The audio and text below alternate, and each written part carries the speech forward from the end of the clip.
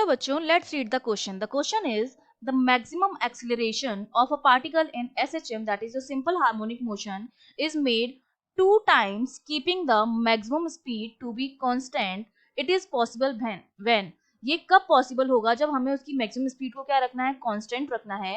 तो हमारे पास जो ऑप्शन दे रखे हैं, in option A it is said amplitude of oscillation is doubled when frequency is remain constant. Option B, amplitude is doubled while frequency is half.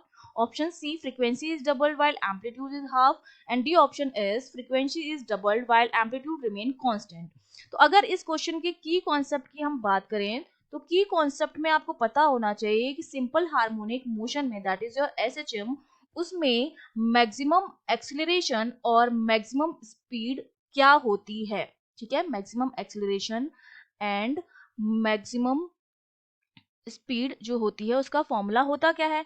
तो अगर मैं इसकी बात करूं तो हमारे पास सिंपल हार्मोनिक मोशन में मैक्सिमम स्पीड का जो फॉर्मूला होता है that is given by v max. जो हमारा होता है वो हमारा आता है ओमेगा ए के बराबर, जहां पर ए आपका एम्पलीट्यूड है और ओमेगा आपकी एंगुलर फ्रीक्वेंसी है. ठीक है, और सिमिलरली हमारा जो ए मैक्स आता है that is a maximum acceleration, उसकी वैल्यू आती है ओमेगा स्क्वायर ए के बराबर. ठीक है, अब हमसे क्या कहा जा रहा है क्वेश्चन में कि हमें क्या करना है, स्पीड को एसएचएम इज मेड 2 times कि maximum acceleration of particle in SHM is made 2 times. अब हमने क्या किया, इसके एक्सेलरेशन जो है उसको हमने डबल कर दिया.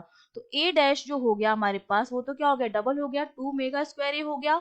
और मैक्सिमम स्पीड को हमने क्या रखा है, कांस्टेंट रखा है. तो मतलब वी मैक्स जो हमारा हो गया डैश वो हमारा सेम है. ठीक है, ये कंडीशन हमको दे रखी है.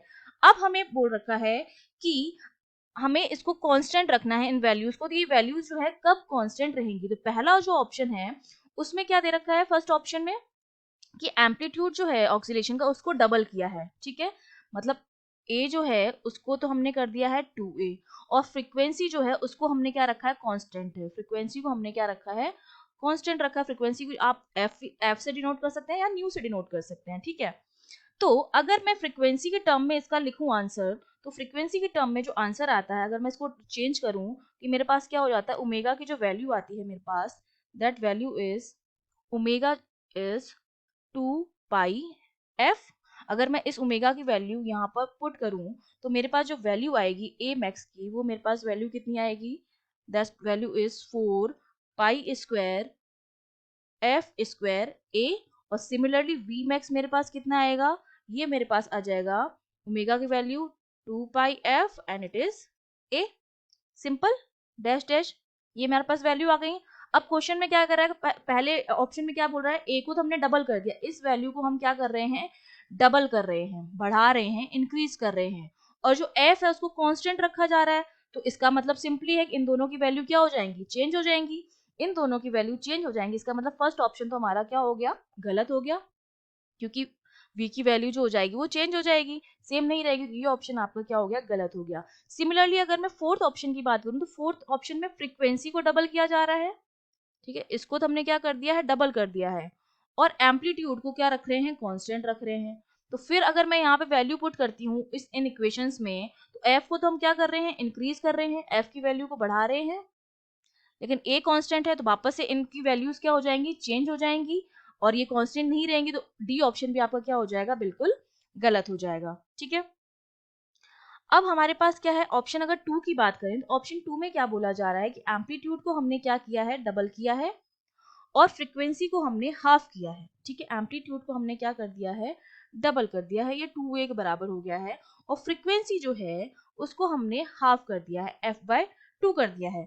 अब अगर मैं इनकी वैल्यूज पुट करूंगी इस फॉर्मूले में, मैं a डैश मैक्स अगर निकालूं इस कंडीशन, वो मेरा कितना आएगा, 4 पाई स्क्वायर, फ्रीक्वेंसी की वैल्यू कितनी आ जाएगी, f/2 का स्क्वायर, और ये हो जाएगा मेरा 2a. जब मैं इसको सॉल्व करूंगी तो ये जो वैल्यू आएगी a डैश मैक्स की मेरे पास, वो कितनी आ जाएगी, 2 पाई स्क्वायर एफ स्क्वायर ए के बराबर आएगी.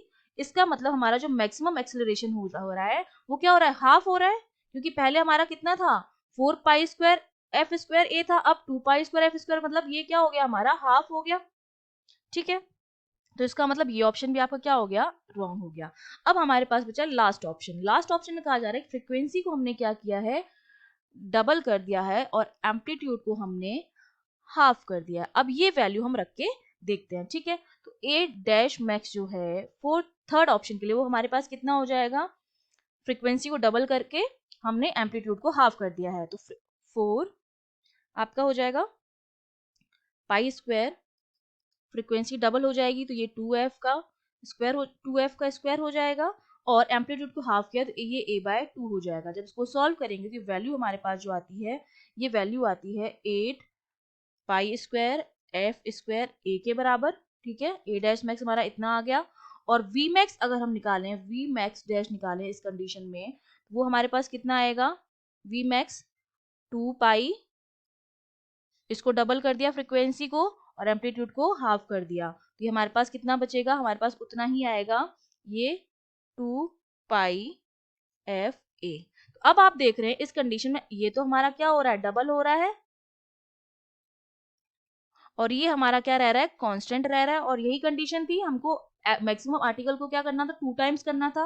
ये 2 टाइम्स हो रहा है, 4 का 2 टाइम्स क्या होता है, 8 होता है, तो ये इसका 2 टाइम्स हो गया, और वी मैक्स जो हमारा वो कांस्टेंट रह रहा है, मतलब सी ऑप्शन जो है आपका बिल्कुल करेक्ट ऑप्शन है। I hope you understood well, all the best.